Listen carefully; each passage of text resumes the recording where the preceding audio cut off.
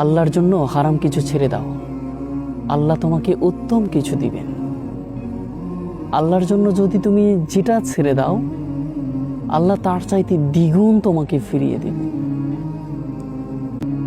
আল্লাহ সবসময় তোমাকে ভালো চান। তোমার লাইফে কোনটা বেস্ট, তোমার লাইফে কোনটা সবচাইতে ভালো হবে, এটা আল্লাহই পরিকল্পনা করেছেন।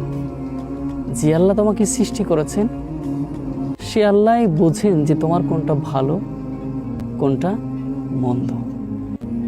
আল্লাহ কখনো তোমার লাইফে খারাপ কিছু দিয়ে তোমাকে ধ্বংস করতে চান না, বরং আল্লাহ তোমাকে ভালো কিছু দিয়েই তোমাকে পৃথিবীতে সম্মানিত করতে চান।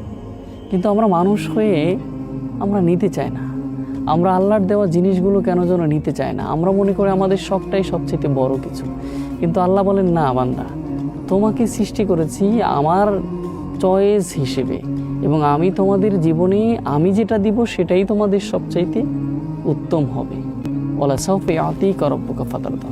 আমার দেওয়াটা খুবই সুন্দর।